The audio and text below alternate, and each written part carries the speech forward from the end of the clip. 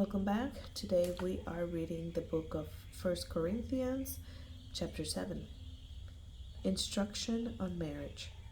Now, regarding the questions you asked in your letter, yes, it is good to abstain from sexual relations, but because there is so much sexual immorality, each man should have his own wife, and each woman should have her own husband. The husband should fulfill his wife's sexual needs, and the wife should fulfill her husband's needs.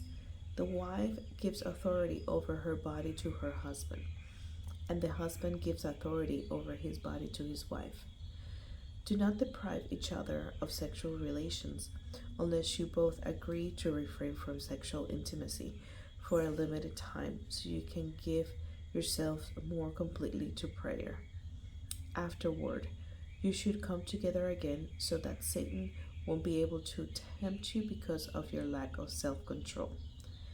I say this as a concession, not as a command.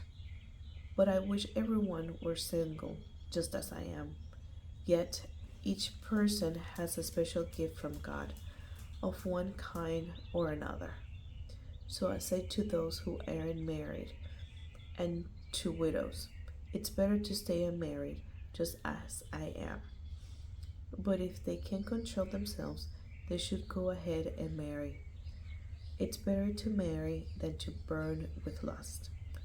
But for those who are married, I have a command that comes not from me, but from the Lord.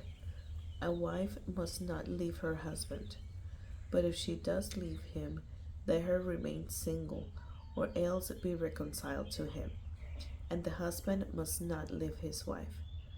Now I will speak to the rest of you, though I do not have a direct command from the Lord. If a fellow believer has a wife who is not a believer, and she is willing to continue living with him, he must not leave her. And if a believing woman has a husband who is not a believer, and he is willing to continue living with her, she must not leave him. For the believing wife brings holiness to her marriage, and the believing husband brings holiness to his marriage. Otherwise, your children would not be holy, but now they are holy. But if the husband or wife who isn't a believer insists on leaving, let them go. In such cases, the believing husband or wife is no longer bound to the other, for God has called you to live in peace. Don't you wives realize that your husbands might be saved because of you? And don't you husbands realize that your wives might be saved because of you? Each of you should continue to live for Each of you should continue to live in whatever situation the Lord has placed you, and remain as you were when God first called you. This is my rule for all the churches. For instance, a man who was circumcised before he became a believer should not try to reverse it. And the man who was uncircumcised when he became a believer should not be circumcised now. For it makes no difference whether or not a man has been circumcised. The important thing is to keep God's commandments.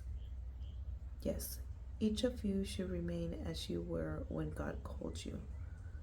Are you a slave? Don't let that worry you. But if you get a chance to be free, take it.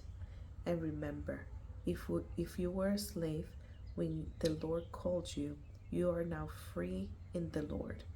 And if you were free when the Lord called you, you are now a slave of Christ. God paid a high price for you, so don't be a slave by the world.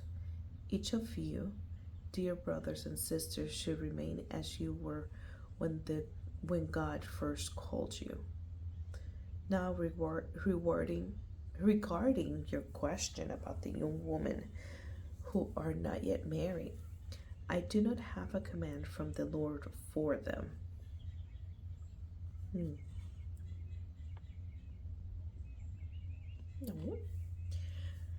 But the Lord, in His mercy, has given me wisdom that can be trusted, and I will share it with you. Because of the present crisis, I think it is best to remain as you are. If you have a wife, do not seek to end the marriage. If you do not have a wife, do not seek to get married. But if you do get married, it is not a sin. And if a young woman gets married, it is not a sin. However, those who get married at this time will have troubles, and I am trying to spare you those problems. But let me say this, dear brothers and sisters: the time that remains is very short. So from now on, those with wives should not focus on their marriage. Those who weep or who rejoice or who buy things should not be absorbed by their weeping or their joy of their possessions. Those who use the things of the world should not become attached to them, for this world, as we know it, will soon pass away. I want you to be free from the concerns of this life. An unmarried man can spend his wife doing the Lord's work and thinking how to please Him.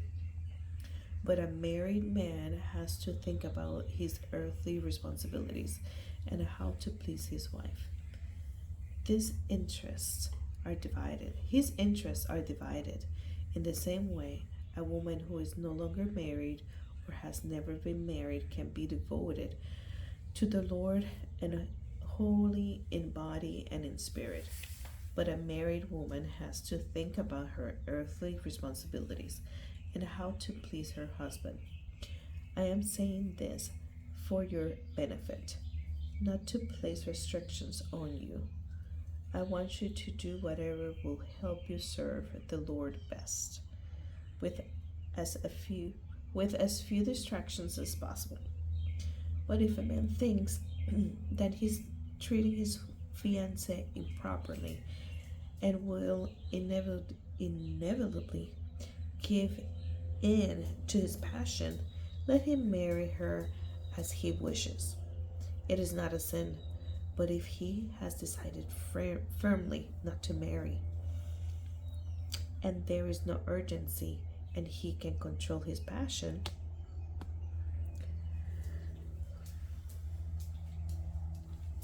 he does well not to marry. So the person who marries his fiancée does well, and the person who doesn't marry does even better. A wife is bound to her husband as long as he lives. If her husband dies, she is free to marry anyone she wishes, but only if he loves the Lord.